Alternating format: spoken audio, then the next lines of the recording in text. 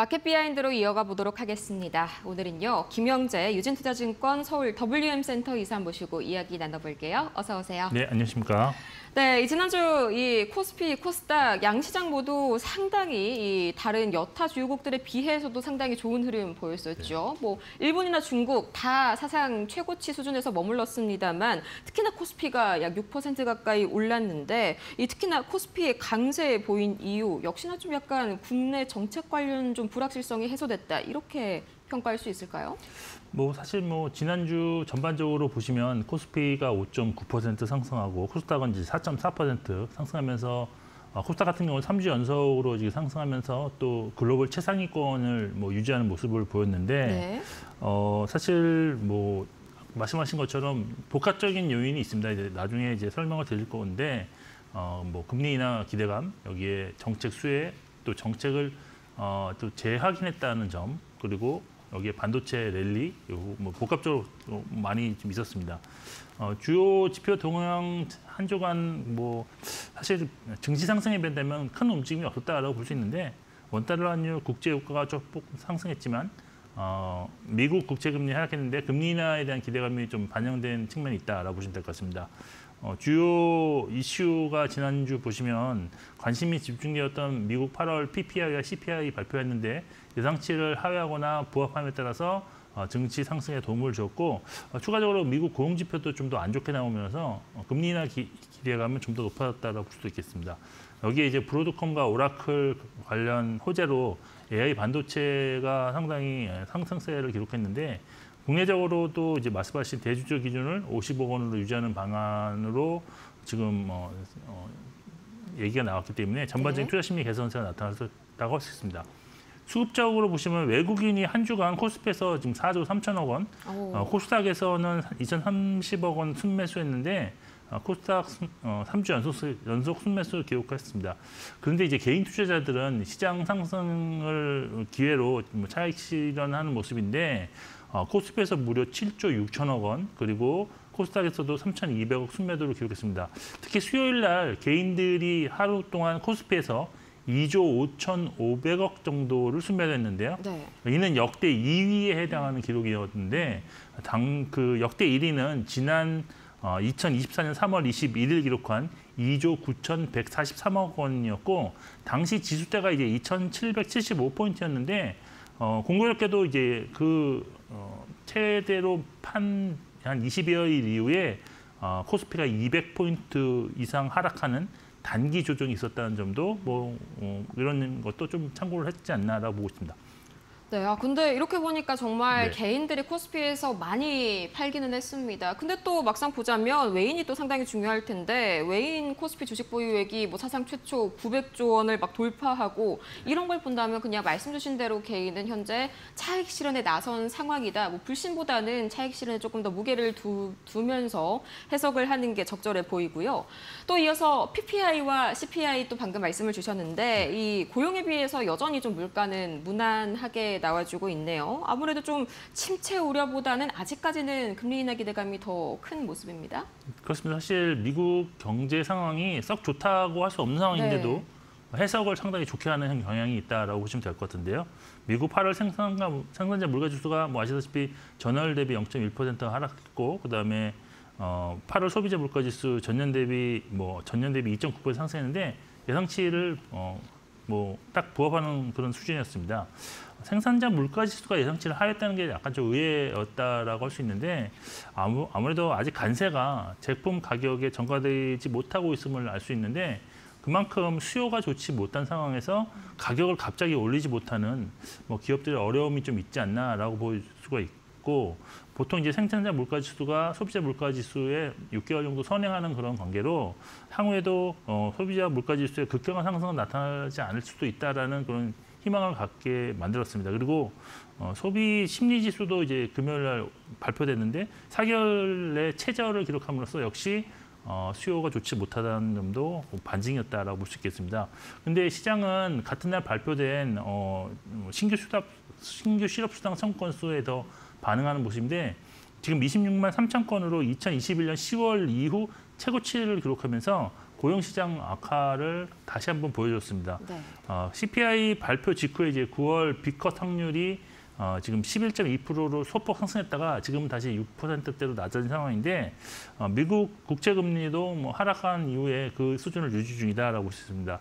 일단 전반적으로 볼 때 물가 관련 지표가 글로벌 증시에는 호재로 좀 작용하는 모습인데 금리 인하 이전 그 시장이 이미 기대감으로 상승한 그런 면이 좀 있기 때문에 실제 FOMC에서 금리 인하가 발표될 경우 시작 하락 가능성도 좀 염두에 둔 좀 변동성 확대에 대한 주의가 좀 필요하지 않을까라고 볼 수 있겠습니다.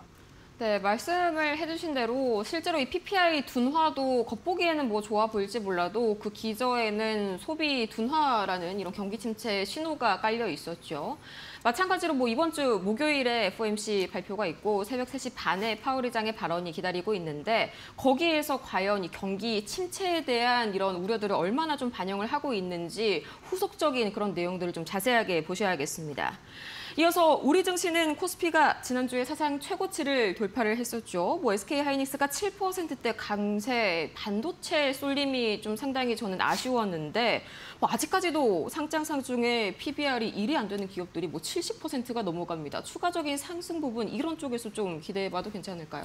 일단 지수상으로 본다 그러면 밸류에이션으로 보시면 코스피 3,000 정도가 PBR 한 1배 수준이라고 보시면 될 것 같은데 네.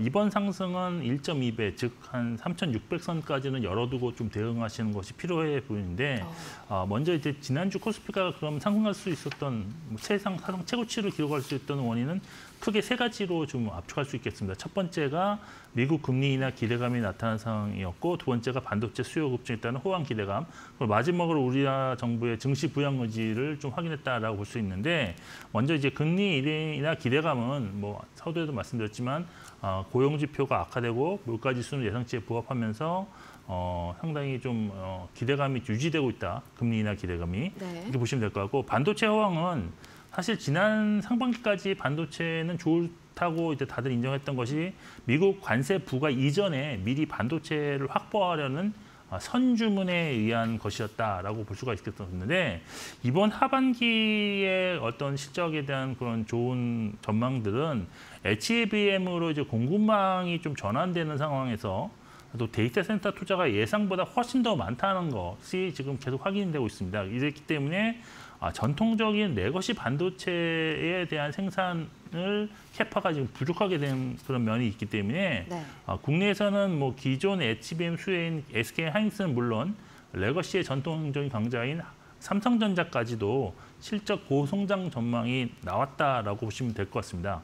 특히 외국인이 이런 반도체 실적 성장에 베팅하면서 9월에만 SK하이닉스를 2조 4천억 원을 순매수했고요. 삼성전자도 저도 이제 최근에 들어서 이제 정말 많이 샀구나를 알고 있는데 1조 5천억 원을 순매수하면서 두 종목 모두 좀 신고가를 기록한 것이 코스피 최고가 견인의 1등 공신이 되었다라고 할 수 있겠습니다. 여기에 이제 이재명 대통령이 양도세를 부과하는 대주주 기준을 다시 50억 원으로 유지할 것을 밝혔고 AI 투자 필요성을 확인하면서 150조 펀드 조성 계획과 증시 우상향의 필요성에 대해서도 언급한 점이 상당히 주식시장 활성화 기대감이 다시 살아나고 있다라고 보시면 될 것 같습니다. 지수는 크게 상승했지만 사실 종목들 상황은 아직 고점 대비 하락한 종목이 대다수이기 때문에 지난주 뭐 체감 지수는 크게 상승하지는 못했다라고 저는 개인적으로 보고 있는데요. 현재 이제 가파른 상승을 보이고 있는 반도체 업종의 상승 이후에 분명히 이제 숨고르기 기간이 이제 나타날 수 있는데요.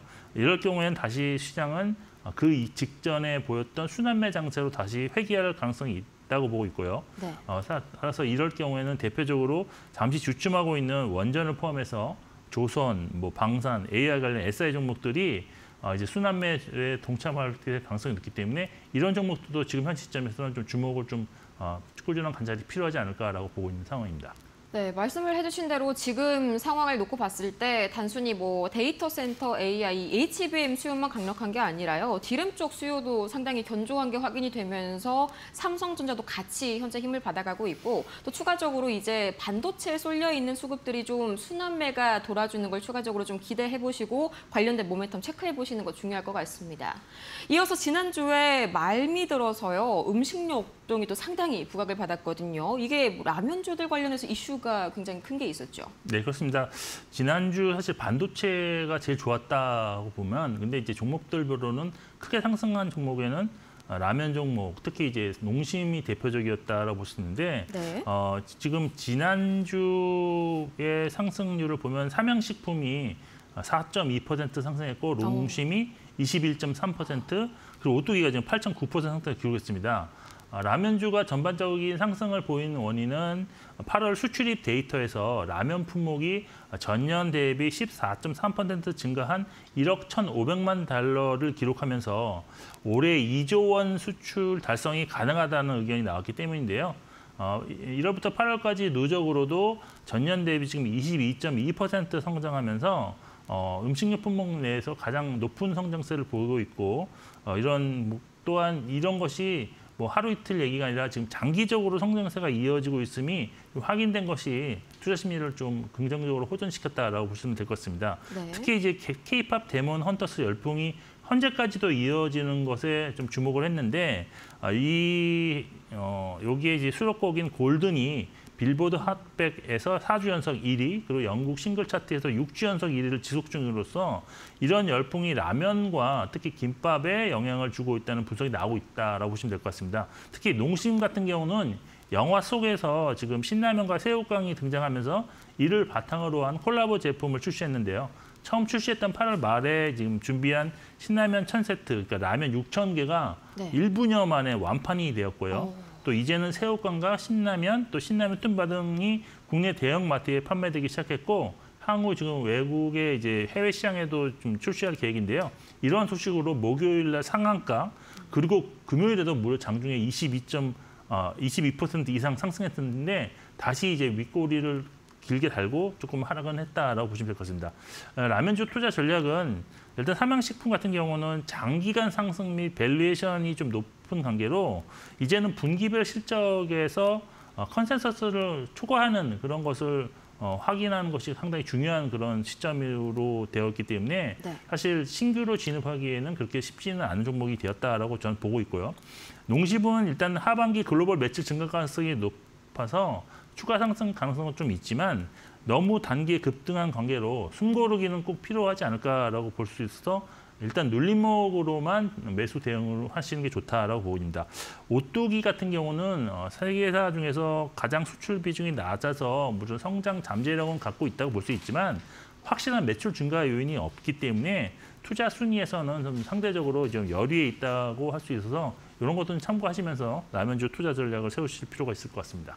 네, 농심 주간 상승률이 20%가 넘어갑니다. 정말 상당한데 뭐 이게 말씀 주신 K-팝 데몬 헌터스 거기에 대한 모멘텀이 가장 좀 컸었고요. 또 추가적으로 보니까 이제 인바운드 쪽에 관광 소비가 상당히 좀 늘고 있더라고요. 이것 때문에 또 한국 음식, 한국 화장품 쪽까지 좀 좋게 가는 흐름들이 나왔는데 여행 업종이 실적이 좀 회복이 되는데도 주가 반등이 막 그렇게까지 크지는 않네요. 이유가 뭘까요? 사실 그것은 이제 작년에 어떤 트라우마가 좀 많이 있다라고 네. 생각할 것 같은데 아무래도 실적이 작년에 잘 가다가 꼬꾸라진 적이 한 번 있습니다. 네. 뭐 아시다시피 제주항공에서 있었던 여객기 참사로 패키지가 대거 힘들어졌었고 또 팀원 사태로 네. 티켓 환불 사태로 인한 대손 충당금 사태 이런 것 때문에 상당히 여행의 실적이 안 좋았는데 올해는 그래서 그런 것 때문에 실적이 좋아지고 있음에도 주가는 사실 크게 지금 뒷받침되지 못하고 있는데 근데 저는 4분기를 앞두고 가장 유망하고 가장 편하게 투자할 수 있는 업종이 여행 업종이 아닌가라고 저는 보고 있는데 네. 일단은 가장 중요한 포인트는 소비 심리가 지금 살아나고 있다는 게 투자 포인트입니다. 지금 8월 소비자 심리 지수가 111.4를 기록했는데요. 이는 2017년 12월에 기록한 112.1 이후에 가장 높은 기록으로서 최근 2개월 연속 110 이상을 기록 중에 있습니다. 저는 이거를 최근 주식시장 화랑이 상당히 큰 힘을 작용하고 있다라고 저는 보고 있는데 제 개인적인 경험으로도 제가 2017년 12월부터 2018년 6월까지 한 6개월 동안 해외여행을 두 번은 갔다 왔는데 네. 그때도 상당히 주식시장이 화랑이었기 때문에 갈 수 있었지 않나라고 저는 개인적으로 생각하고 있습니다. 두 번째가 이제 환율인데요. 환율이 원달러 환율이 연초 대비 지금 80원 하락한 상황인데 이러한 높은 환율 수준이 유지되면서 이제 높은 환율 수준에 대해서 여행객이 적응하는 시기가 되고 있다라고 보시면 될 것 같습니다. 그리고 이제 올해 역대급으로 긴 7일간의 추석 연휴가 10월에 있는데요. 이렇게 긴 기간은 객단가가 매우 높은 유럽이나 미주 지역까지 여행이 가능한 기간으로서 여행사 실적에 매우 큰 성장을 기대할 수 있는 요인이다라고 볼 수 있겠습니다. 네. 그리고 이제 또 하나 이제 9월 말에 시행되는 중국 단체 무비자 정책이 사실 중국인 인바운드만 혜택이 볼 것 같지만 실제로는 중국인 대상 항공 노선도 크게 증편되면서 국내 여행객들이 보다 중국으로 여행을 쉽게 갈 수 있는 그런 조건이 형성될 수 있는 가장 또 좋은 계기가 될 것입니다. 그리고 이제 주가 측면에서는 아직도 좀 많이 오르지 못했다는 점은 아까도 말씀드린 것처럼 지난해 항공기 사고로 인한 패키지 여행이 잠시 타격을 입었던 것, 위메프 사태로 티켓 손해로 대성충당금 이슈가 발생했다는 점인데 이제 올해는 이것이 기저로 작용하면서 네. 오히려 실적 성장세는 더 가파르게 진행될 수 있다는 점이 포인트입니다. 근데 이제 그래서 지금 현재 투자 전략은 저는 4분기 주가 상승 가능성을 보고 현재가 좀 저점에 조금씩 모아가는 전략으로 대응이 좋지 않겠느냐라고 판단하고 있습니다.